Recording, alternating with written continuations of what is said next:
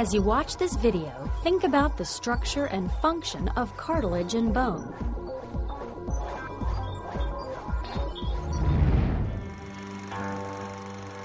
The world is full of surprises for a toddler like John.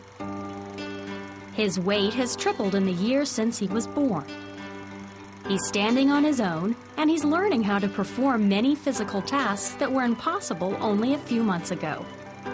One of the reasons for John's ability to stand and move around is that his skeleton is growing. As John continues to grow, his skeleton will grow and harden into a mature framework of bones. If we could take a journey inside of a bone, we would see that it is made up of specialized cells, tissues, blood vessels, and minerals like phosphorus and calcium. Humans do not start life out with bones. In fact, the first rigid material formed in the human body is cartilage. Compared to bone, cartilage is pliable and resists breakage. This is an advantage for young children who fall down a lot. If their skeletons were made of bone, they would have a greater possibility of breaking a bone. But cartilage is more forgiving, and John can fall without a serious injury. But skeletons made of cartilage are not permanent. John doesn't know it, but cells inside his body are working day and night, gradually replacing the cartilage with rigid bone. The structure of John's newly formed bones includes honeycomb-like connections called spongy bone, because it has small spaces within it. Spongy bone functions like the arches that make up the frame of a building. In a building, the arches help to evenly distribute the weight of the building. In a similar way, spongy bone distributes the forces acting on a bone. The benefit of this architecture is that the bone is both strong and light.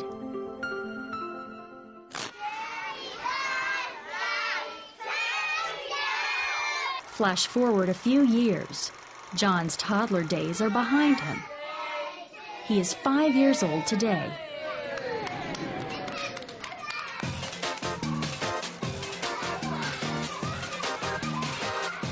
John is like any youngster his age, full of energy and quite a handful.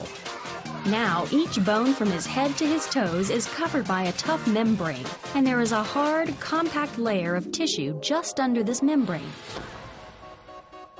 Although John has lost much of the cartilage that made up his bones as a small child, deposits of permanent cartilage remain in John's nose and ears. Cartilage is also present in his joints, where it improves his flexibility and reduces friction between moving bones. The spongy bone that replaced much of John's cartilage is present at the ends of the bones near the joints. This spongy bone helps to protect his body from injury.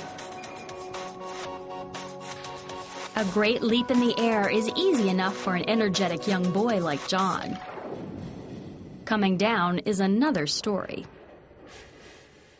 Although he's not aware of it, the spongy bone located at the ends of both of his thigh bones are absorbing a lot of force.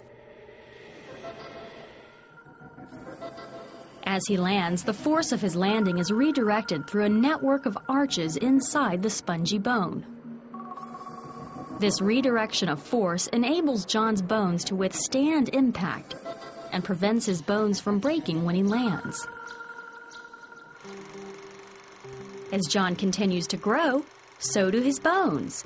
In fact, they undergo an almost continuous growth process. But John's bones won't only increase in size, they will also become thicker to support his weight. John's body will go through many more changes as he matures into an adolescent and then an adult. But through it all, his skeleton, an amazing self-repairing frame of cells and tissues, will enable him to use his body to the fullest and enjoy the thrills and spills of constant motion. What happens to the cartilage that makes up much of an infant's skeleton?